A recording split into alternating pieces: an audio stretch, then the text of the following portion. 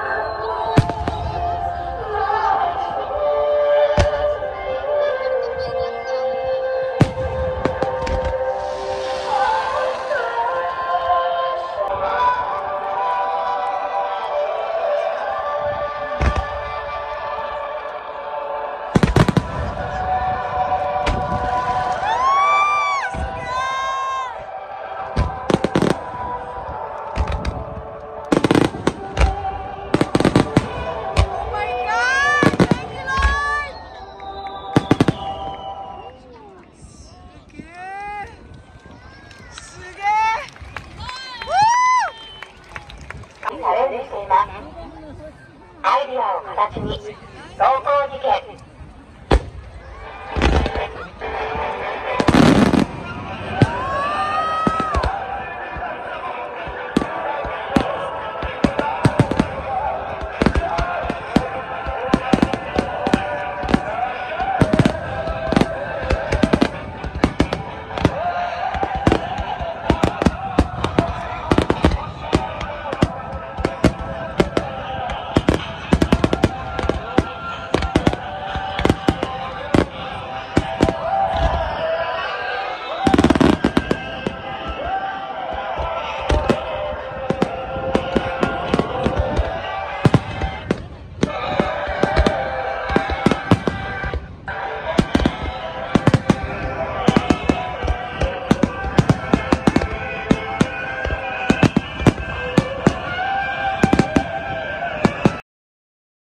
Mga katoinks, pagpasensyahan nyo na po.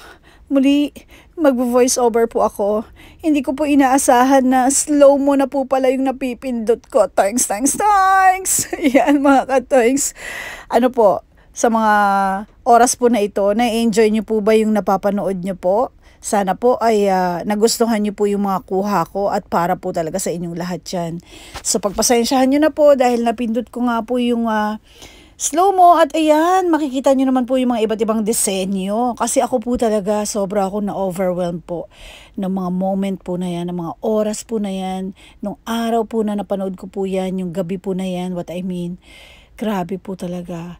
Kung kayo po mismo na nandoon din, what more pa kaya na siguro po masisihan din po kayo na parang, wow, amazing. O di po ba? Amazing talaga, 'di ba? Toings, toings, toings. So, 'di ba may star, may mga bulaklak, at alam ko meron pa pong heart.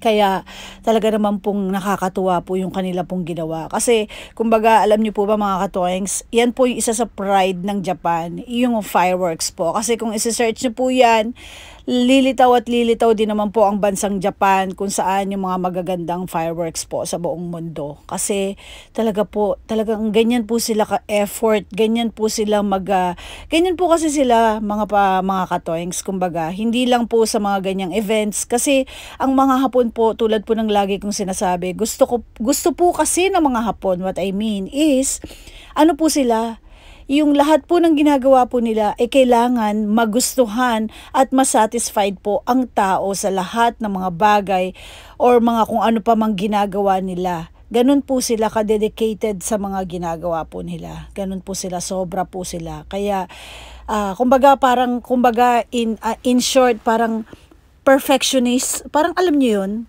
para lang naman sa sarili ko pong pananaw. Kasi basta kailangan po, kumbaga katulad na lang po 'di ba, electronics po for example, kailangan po sila, pulido yung gawa po nila. Hangga't maaari, walang mapipinta sa kanila, yung mga ganun po. But syempre tao rin po sila, hindi sila perfecto. Kumbaga, kaya basta importante po lagi pong masaya, nasisiyahan ang mga tao na makakapanood, gagamit, etc. etc. sa lahat-lahat ng ginagawa po nila. Kumbaga, kailangan po wala pong sagabal, hindi po magiging pangit ang kalalabasan, parang ganun po. Yun, sa mga marami pong example yung sinabi ko at yun po yung mga halimbawa na mga dahilan kung bakit kailangan maayos po lahat at maganda po ang ginagawa po nila mga katoings. So ayan, medyo humaba na po lahat-lahat. Ayan mga katoings, thank you so much po talaga sa pagsama niyo po. See you later po.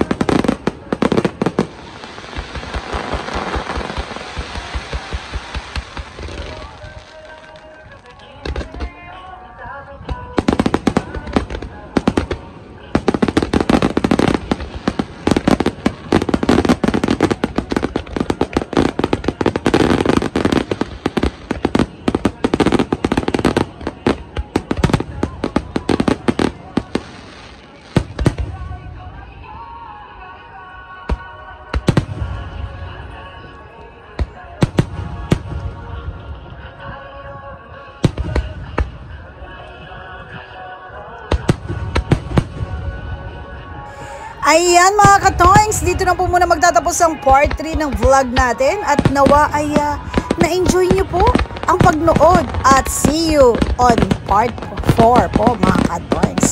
Maraming salamat po sa pagsama. We love you all. I love you all. God bless us all. Mahal po tayo ni Mama Mary at ni Papa Jesus. Mag-iingat po tayo palagi. Mwah!